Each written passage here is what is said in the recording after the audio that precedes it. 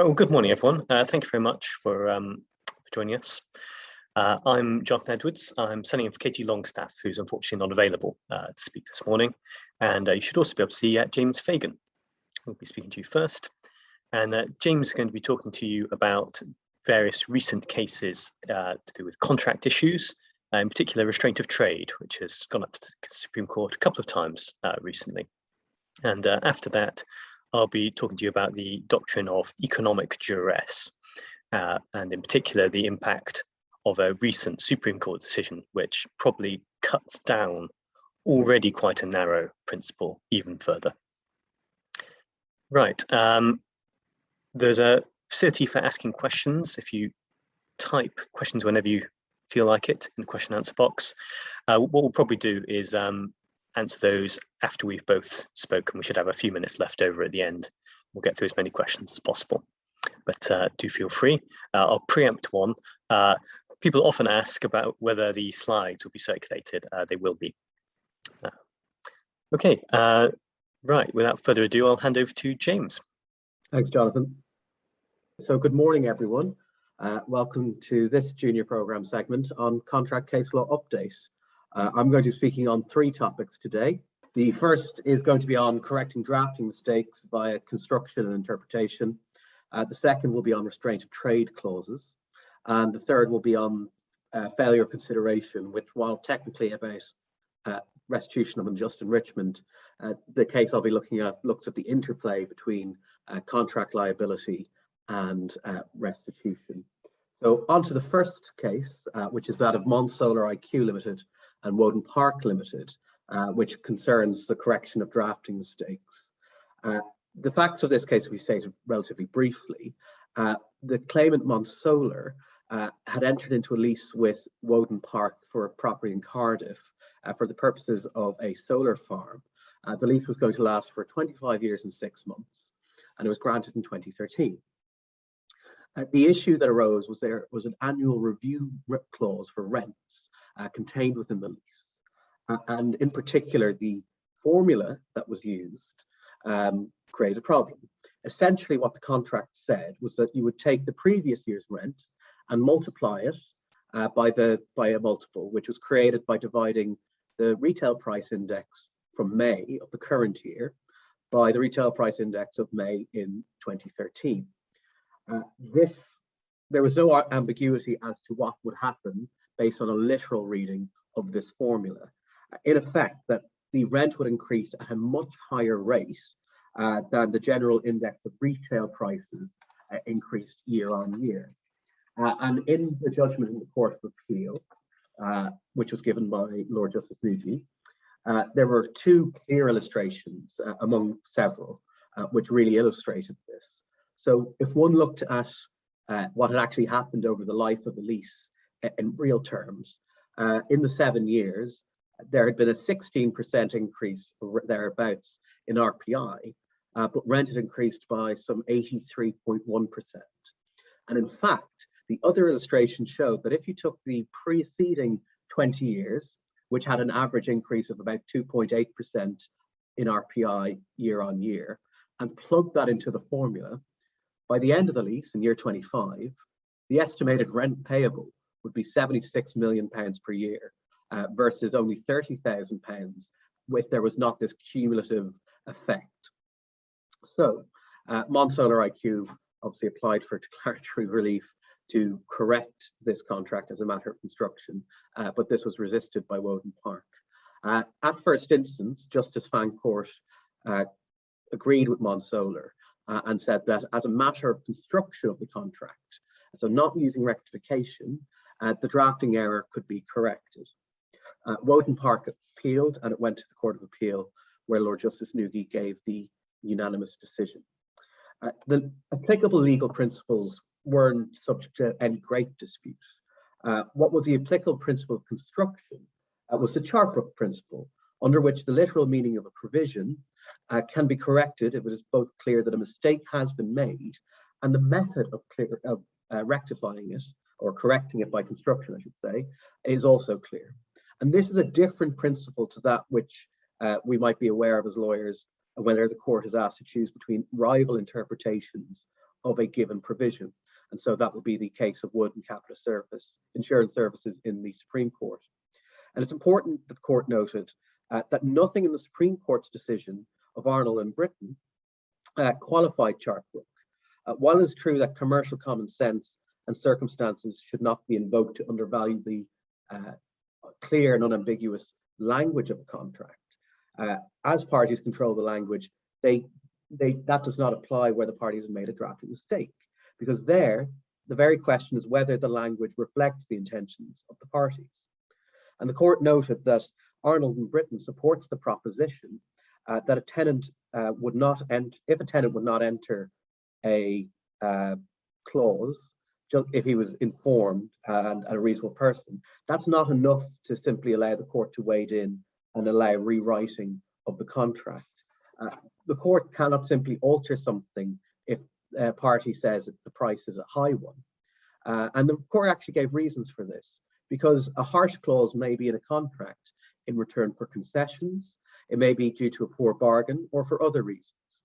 An objective approach means that the party's intentions are unknown, and the court cannot do more than read the contract as it unambiguously is, unless there is a drafting mistake.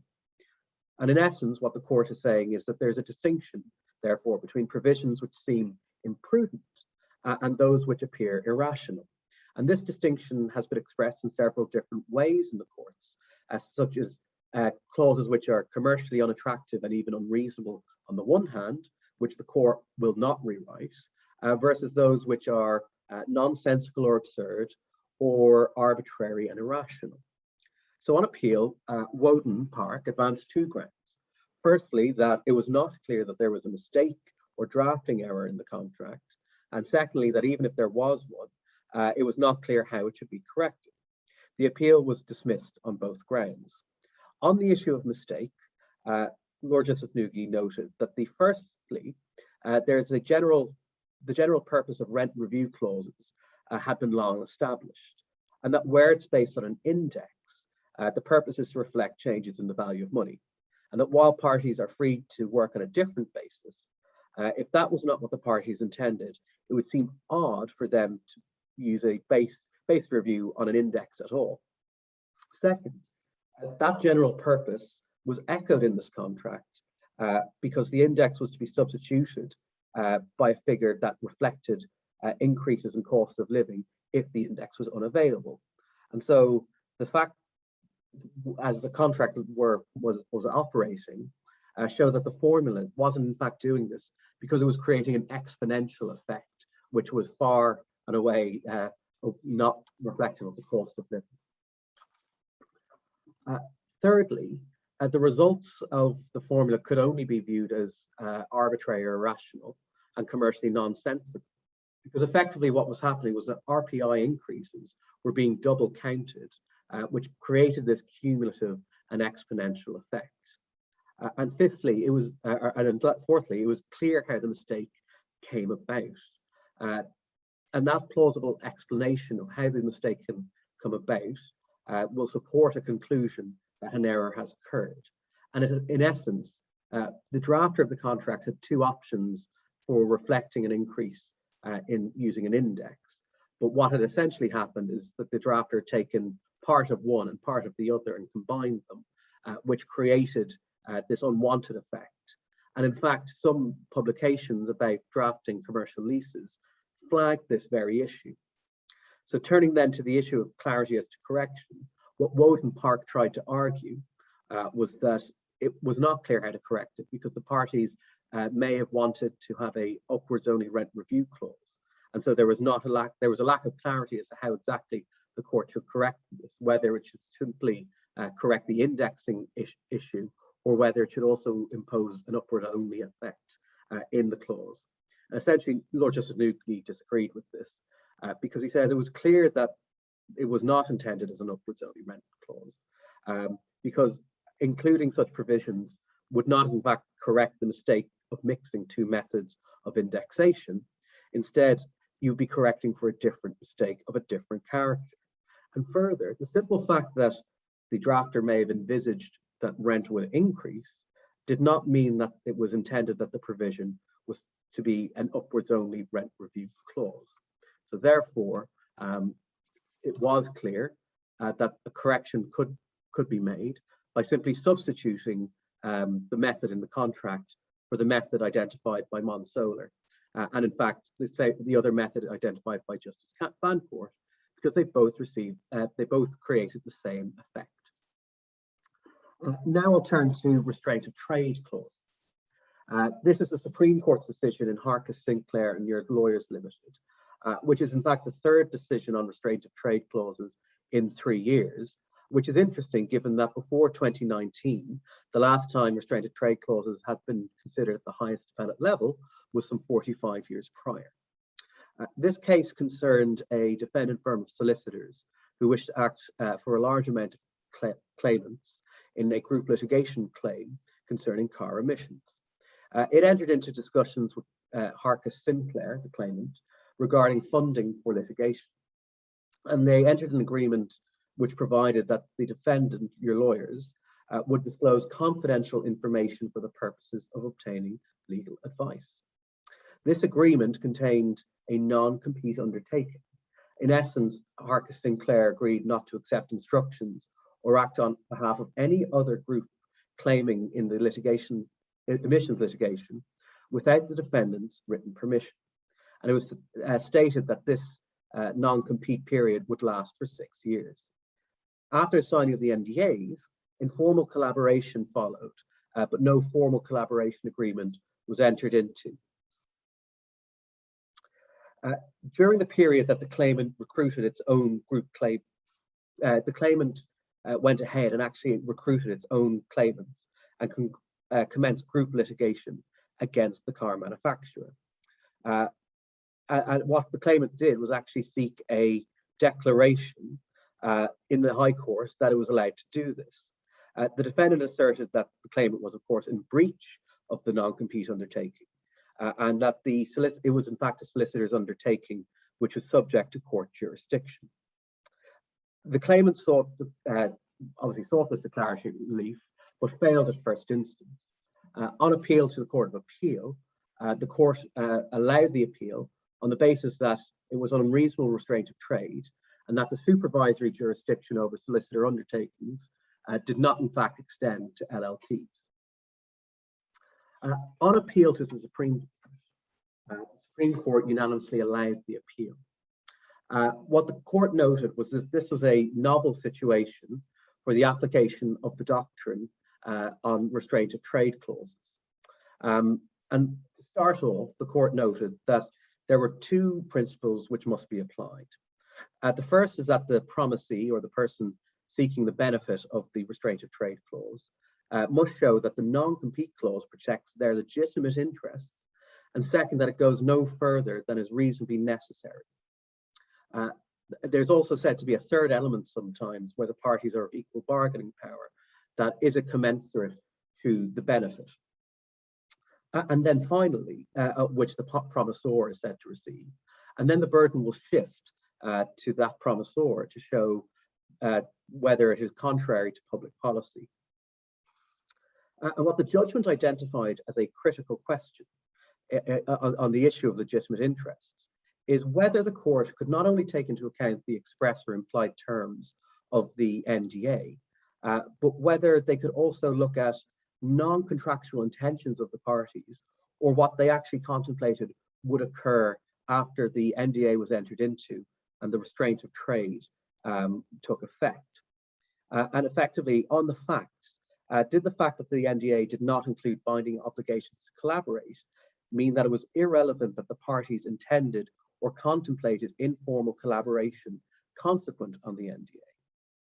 And the court said that, contrary to what the Court of Appeal said, the Supreme Court said the court can take this into account. And there are 5 reasons for this. First, provided that the inquiry the court conducts is done at the time the contract is made, it's hard to accept that there's a good reason of principle why a party should be prevented from protecting non-contractual interests. Secondly, the phrase legitimate interests should be contrasted to legally protected interests. And when one does that, it suggests that the interests one is concerned with is not what flows from legal rights. Third, in other areas of the law where legitimate interest as a phrase is used, the relevant interest can extend beyond contract rights.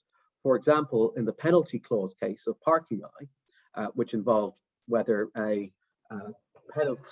clause in a car park contract was a penalty, the interests of third parties were relevant, even though they weren't parties to the contract.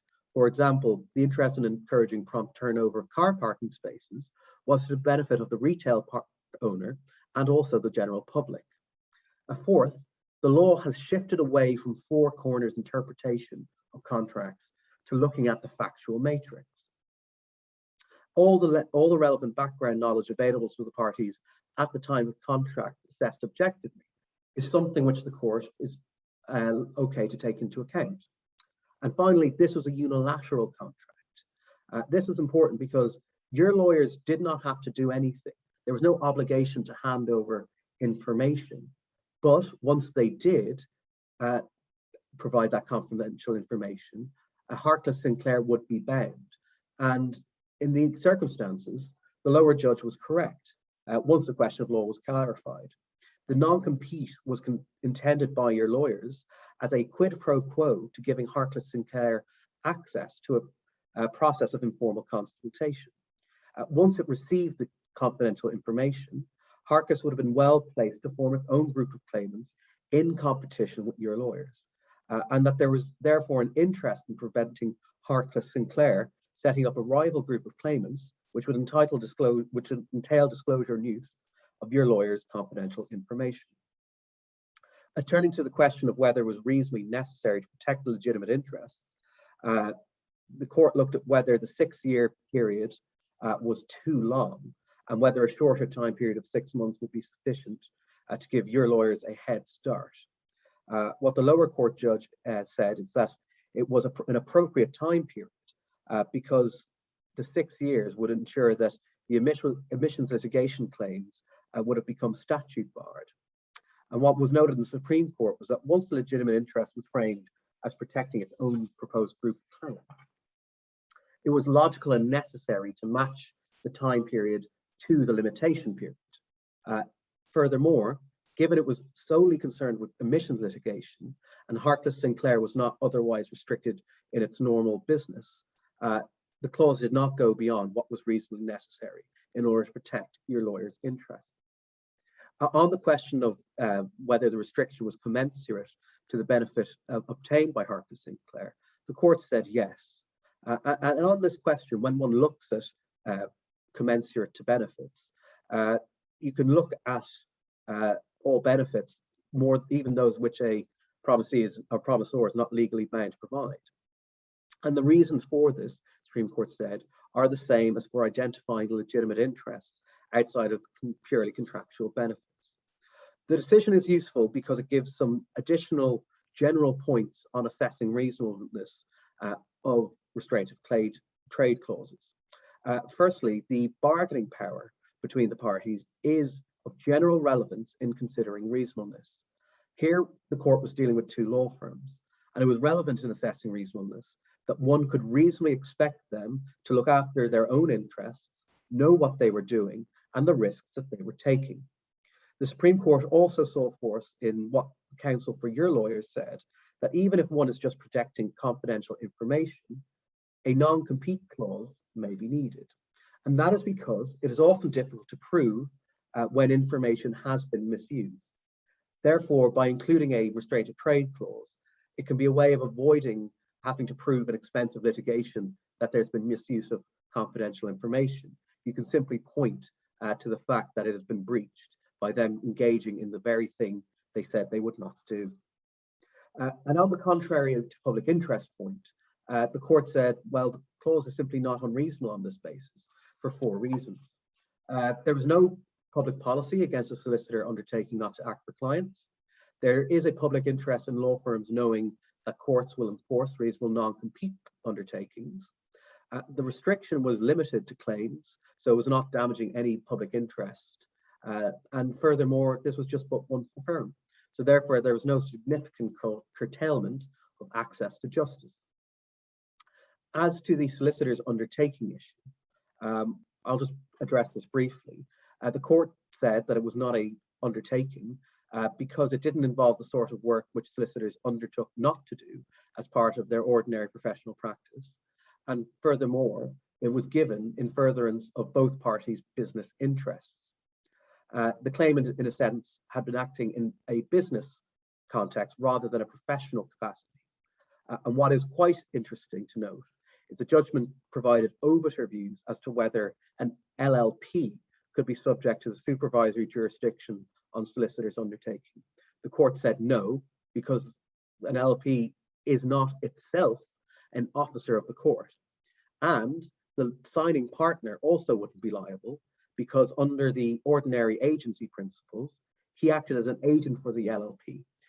It obviously would have been a different position if this was an unincorporated partnership. Importantly, the judgment does raise that this is a lacuna which ought to be best addressed by Parliament.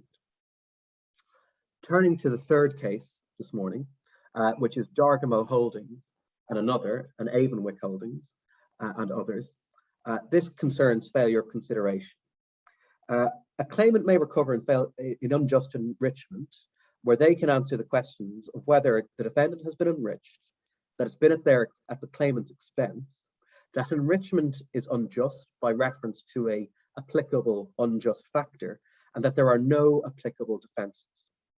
And it's the third question which this case focuses on. And unjust factors are important because they're effectively what distinguishes the English law approach to questions of restitution of unjust enrichment from that in the civil law jurisdictions in Europe. And by way of example, some of the unjust factors which you may be aware of include undue influence, mistake, illegality sometimes, and in this case, failure of consideration. The context of the appeal was that two companies, Dargamo and Azitio, agreed to purchase Avonwick's interest in a holding company called Castle Rose, and they would each take 50% of the interest in Castle Rose. And this purchase was recorded by way of the Castle Rose SPA. Avonwick's sole obligation under the SPA was to transfer its shares in Castle Rose. There was no mention of any other transfer obligation or asset. However, when it came to trial, it was common ground that the total purchase price set out in the SPA of some $950 million US dollars was intended to include payment for interests in two other companies, Net and Agro Holdings. However, no legally binding document was entered into that dealt with that transfer, although there was a draft of a side letter and a document purporting to amend a memoranda of understanding. In 2011, the parties behind Azitio received 50% of the interest in both Net and Agro Holding, but the parties behind Dargamo did not. And eventually, as is always the case in cases like this, the relationships between the parties soured and litigation quickly followed. The Dargamo's primary case was based on an alleged shareholders agreement, and it advanced an alternative position that there was unjust enrichment of Avonwick because of the $475 million US dollars that Dargamo had paid, 82.5 million had been transferred in consideration of the parties eventually entering a legally binding contract to transfer Net and Agro. And it was said that the consideration for the transfer of those interests had totally failed in circumstances where no part of those companies had been transferred. Dargamo failed on all accounts.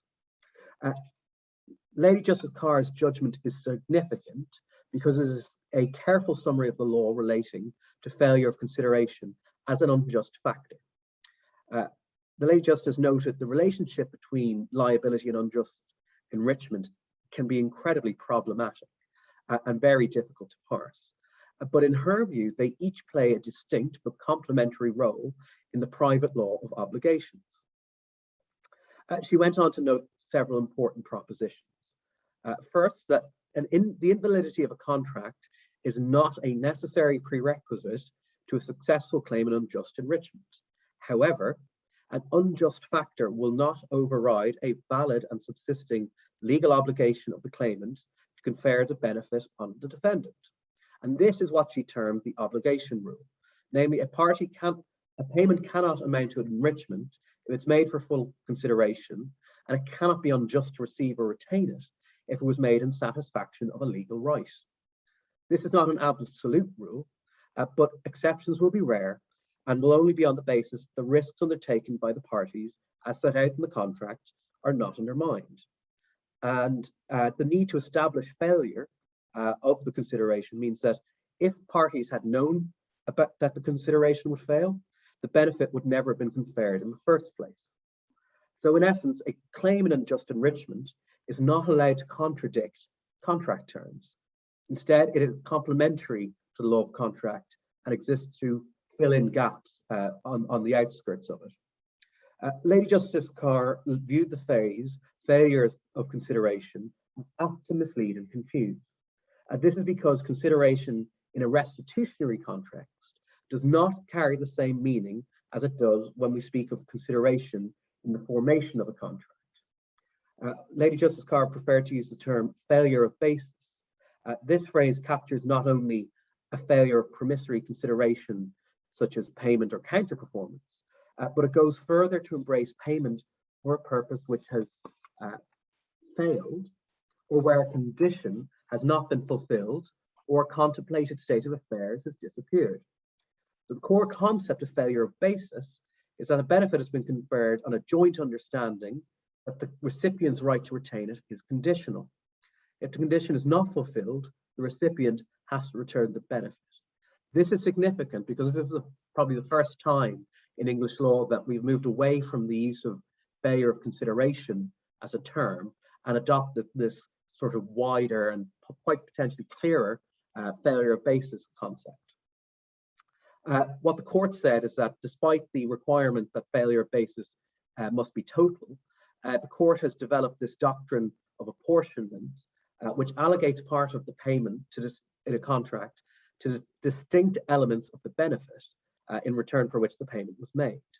And this isn't based upon express or implied terms of the contract, but is a matter of practical common sense based on an objective analysis of the nature of the contract and the consideration. So turning to look at the facts of this case, what the court noted was that it was common ground that the parties had deliberately omitted any of the additional assets from the Castle Rose SPA. In particular, clause 2.4 stated that consideration for the sale of the shares in Castle Rose shall be $950 million US. And that, in the Lady Justice Carr noted, is the fundamental reason why the claim in unjust enrichment could not succeed. This was the express basis of payment, and the contract's validity could not be impugned.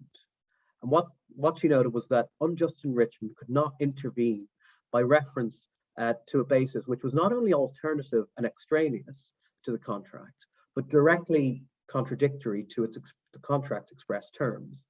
Indeed, she labelled the appellant's position as extreme because it sought to recover monies on an understanding directly contrary to an express contractual agreement where the facts did not permit any rectification claim. And it was important that the parties had very much had those further assets within their understanding and discussions at the time of the SPA being entered into, and had freely negotiated the share price. And so there was in no way a route for the unjust enrichment claim to interfere with the contractual allocation of risk. So, having looked at these three cases, what are the three takeaways for you today?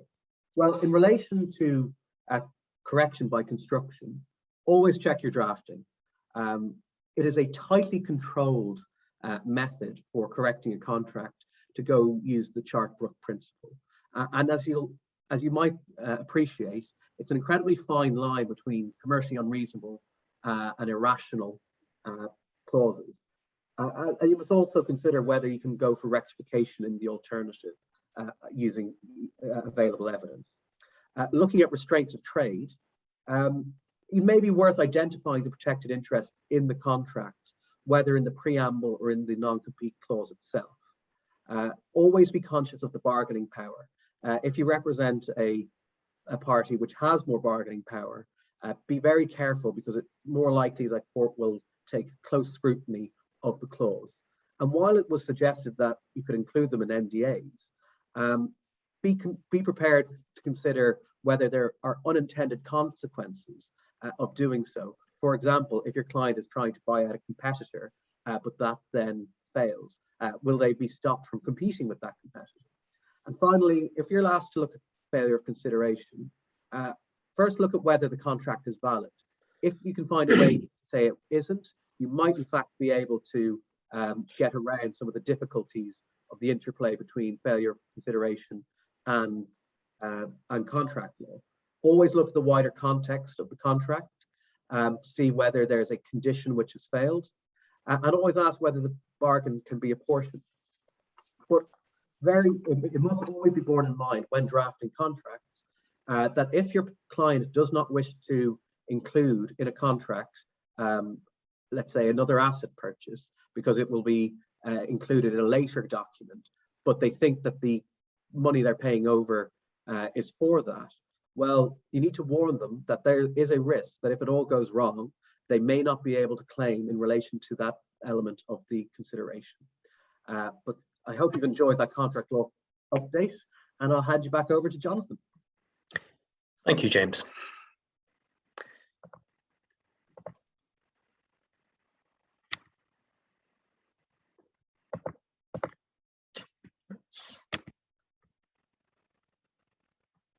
Can you just let me know if you can see that, James?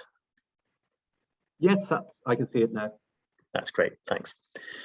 All right, well, thanks again, everyone. As I said earlier, I'm going to be speaking about the doctrine of economic duress. And the topic's going to run through the principles that govern how this doctrine works.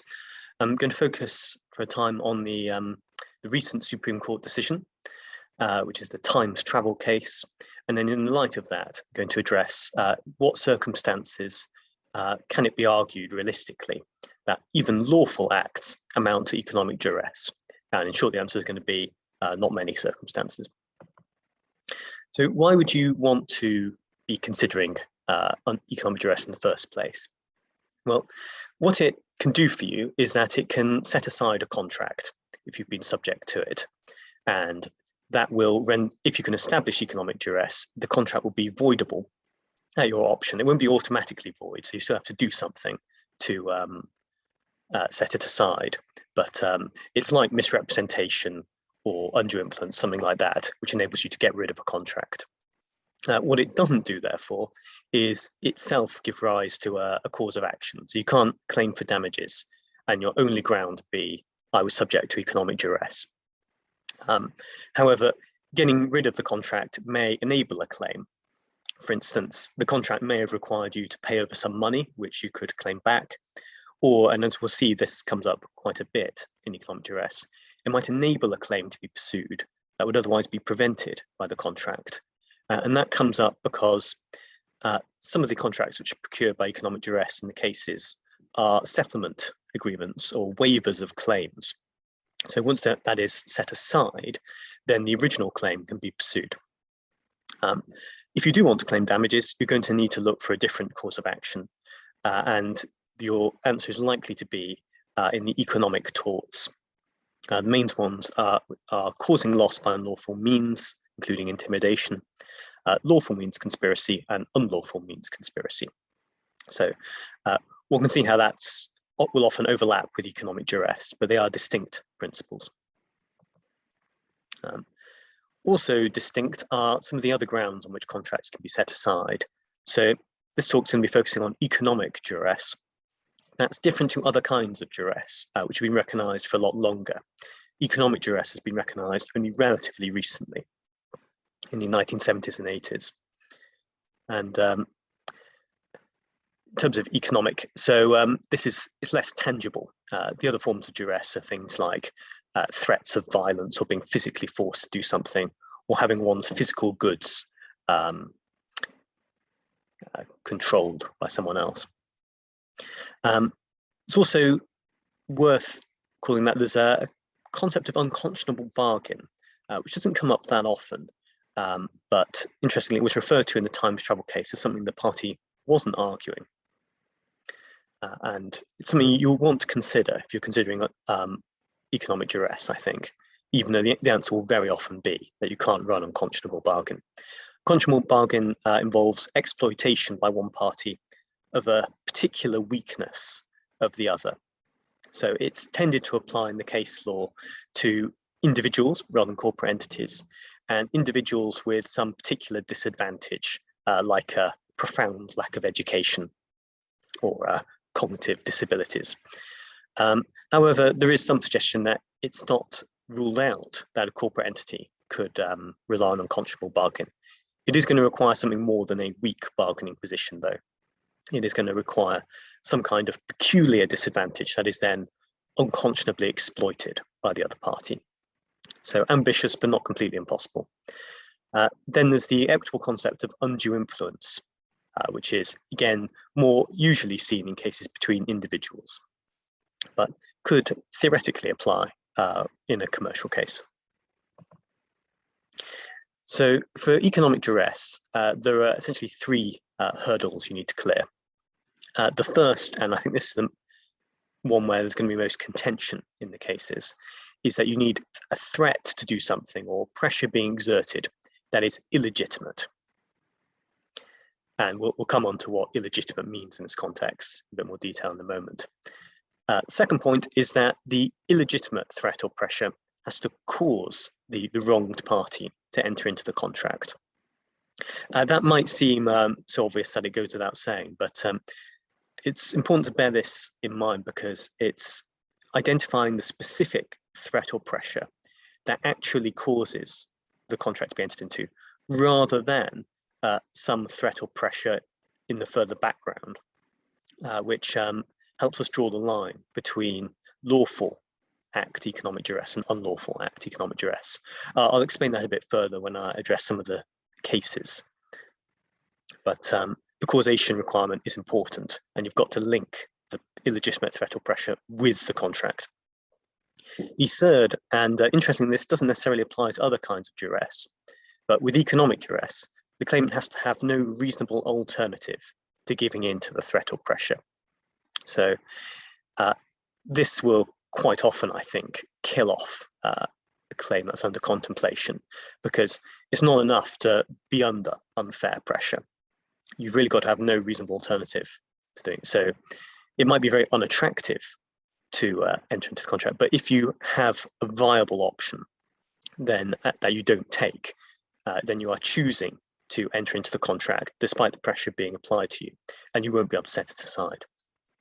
And these requirements were discussed and confirmed by the Supreme Court in the recent case. There are, broadly speaking, two kinds of economic duress. The more obvious kind is where the threat is to do something that's unlawful, or the pressure that's being exerted is itself unlawful. In that case, it's illegitimate because it's unlawful. So that's relatively speaking straightforward. However, it has been recognised, and the Supreme Court confirmed, that economic duress can also apply where the threats are to do something that in itself is lawful. But despite being a lawful threat, it's illegitimate for the purposes of economic duress. Obviously, that's much harder to draw the line, and that's why the case went to the Supreme Court in terms of clarifying where the line is to be drawn.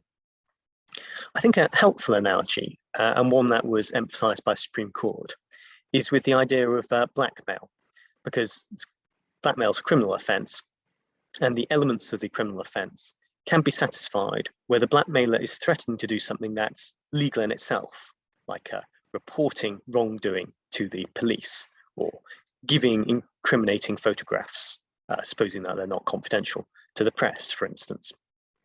But the offence of blackmail will nonetheless be committed if it's an unwarranted demand with menaces.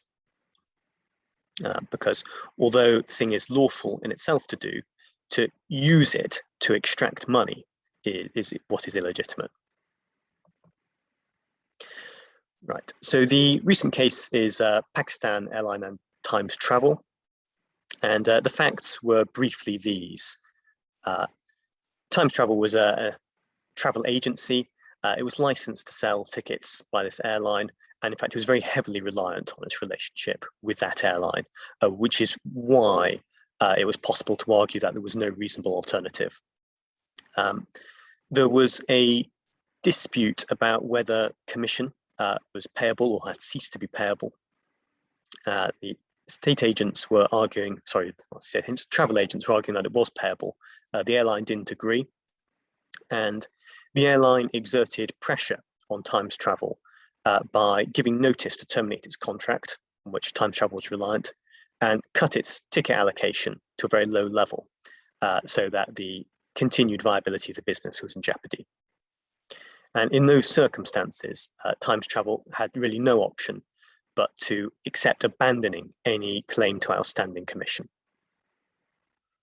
There were some other aspects of the case as well. It was also argued, it was successful at first instance, that it was a collateral contract, that despite the waiver clause in the contract, it was in fact agreed that some commission would be payable. That fell away, however. The reason it fell away is because you can't set aside the contract for economic duress and also rely on a collateral contract as part of the same transaction. You have to choose. Times Travel chose to set it aside, which turned out to be an unfortunate choice because then that was overturned on appeal. And so it seems to me that Times Travel was ultimately left without any remedy at all, which is perhaps a good reminder to be quite sure that your economic duress claim is going to succeed before you rely on it to the exclusion of any other remedy you have.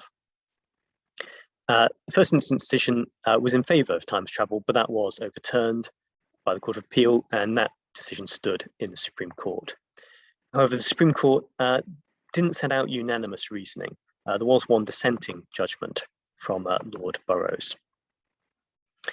And the there was much that was common ground. So the basic principles, all the judges in the Supreme Court agreed. But there was this point of difference. So the majority held that the claim based on economic duress wouldn't work in this case, even if it had been shown that the airline was making a bad faith demand. On the facts, it was held that the airline's demand wasn't in bad faith. It seemingly genuinely believed the commission had ceased to be payable and therefore felt entitled to require its contractual counterparties to waive any such claim, because it felt they didn't have a claim, so they ought to make clear that was the case. But what the majority was saying was that even if the airline had known full well that the travel agents did have a claim for commission and was relying on its strong bargaining position to make them give that up, then it would still not be economic duress, even then. This was the point Lord Burrows disagreed on. He found that if the airline had not had that good faith belief that its position was correct, if it had been demanding in bad faith, then although its acts were lawful in terms of giving notice to terminate the contract, cutting down the ticket allocation, because it was coupled with a bad faith demand to give up a claim that it knew was a good one, then that would have been lawful at economic duress. However, Lord Burrows was in the minority, so that is not the law.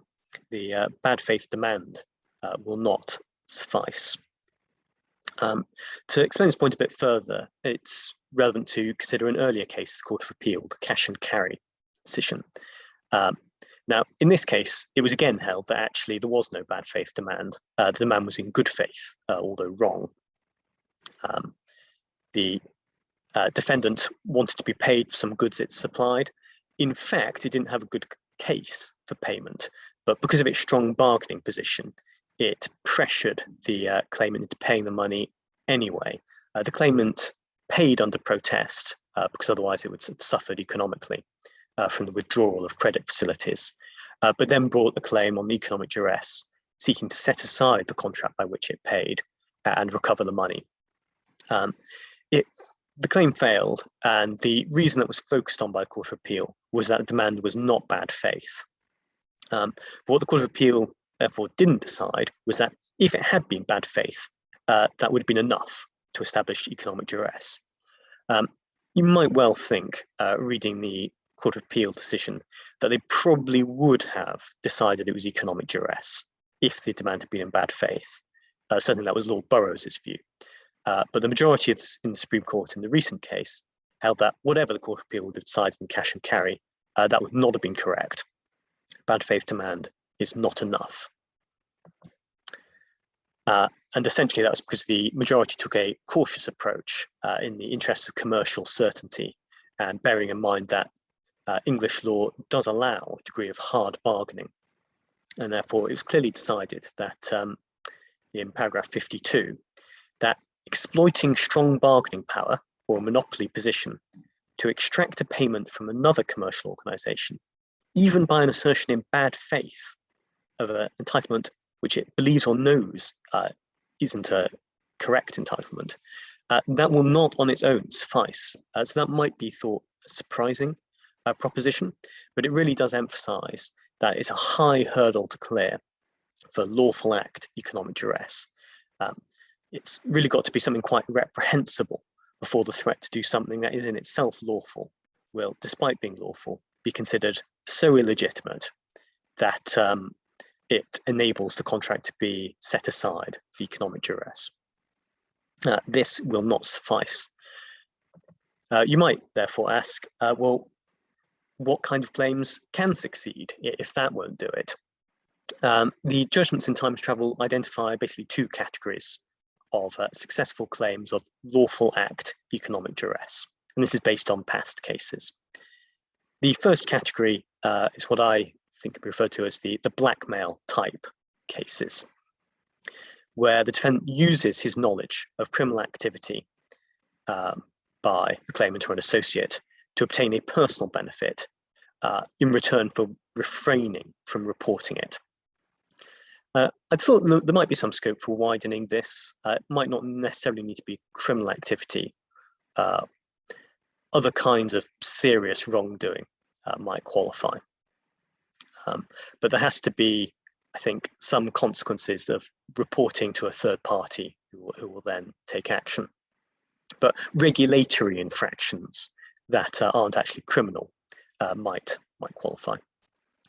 I think this category of case is something that people need to be more wary of, actually, because I see it a lot in ordinary litigation, that one party or another takes the gloves off and starts making threats to report the other side for various kinds of wrongdoing, often tax irregularities or immigration irregularities or other things, and starts saying that, well, if this dispute continues, I will have no option but to report this. And I think that has the risk of being seen as seeking to extract a settlement agreement in return for the threat otherwise to report action. So I think you need to be quite careful when you are making that kind of threat. Essentially, to make very clear that it's not a quid pro quo, that you're not threatening to take this action if they don't settle with you.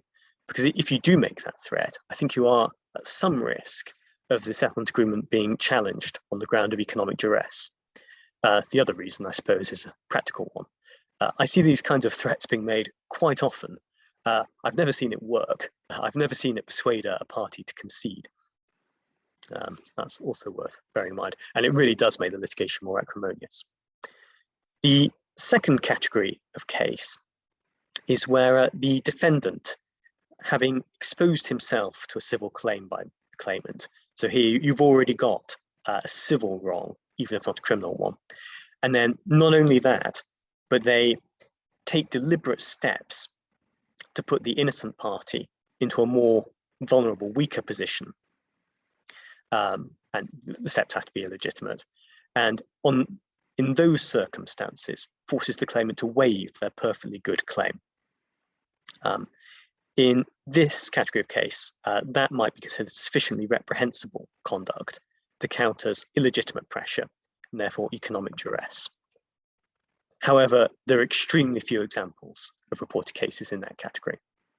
The judgments in the Supreme Court identified only 2. And I think what's important to note is that actually both of those cases did involve some unlawful conduct as well. The reason why they're treated as examples of lawful act economic duress is the point I made earlier about causation. It wasn't the unlawful conduct which caused the contract to be entered into. The unlawful conduct was in the background, and then the threats and pressure which actually prompted the contract were themselves lawful. But inevitably, the fact that there was an unlawful conduct in the background is clearly very important. And I think it's a really clear sign that there are, as yet, no examples of successful lawful act economic duress where there wasn't unlawful conduct in the background. So I think if you're going to try and bring a case alleging lawful act economic duress where there's no unlawfulness in the background, you have very much an uphill struggle. The first example was Borelli and Ting. This involved corporate arrangements where a scheme of arrangement was being proposed, and there was an office holder, Mr. Ting, who was trying every trick in the book, I think it can be said, to try and prevent that going through. And ultimately, he extracted a settlement agreement in return for allowing the scheme of arrangement to go through. And he used a combination of lawful threats, threats to vote a particular way, and also unlawful conduct, including forgery. And in those circumstances, the settlement agreement was held to be susceptible to being set aside, was set aside. And although it can be debated, the Supreme Court in the time travel case analysed this as a lawful act economic duress case, because what the immediate causes of the agreement being entered into were lawful threats.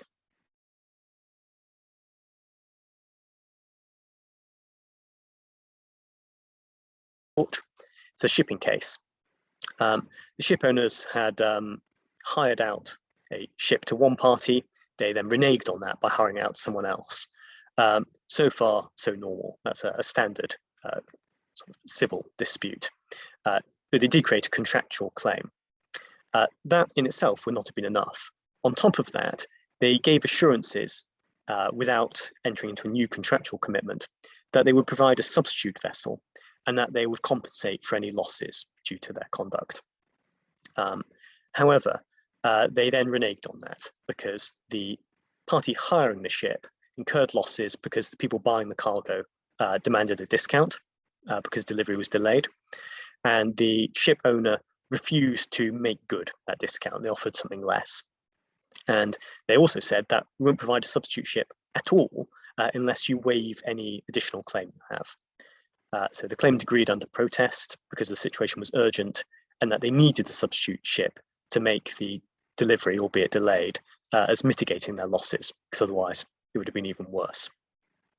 In that case, they were successful in setting aside the waiver of any claims, and it was the combination of the prior breach contract and the misleading assurances in the meantime, which amounted to illegitimate pressure, so that the lawful threat of not entering into a new contract was illegitimate in these circumstances because of that background. So there was here a civil wrong combined with misleading assurances. Doesn't seem to me that was anything criminal here, unlike in the Borelli case, but there was unlawfulness in the civil sense. So this is probably the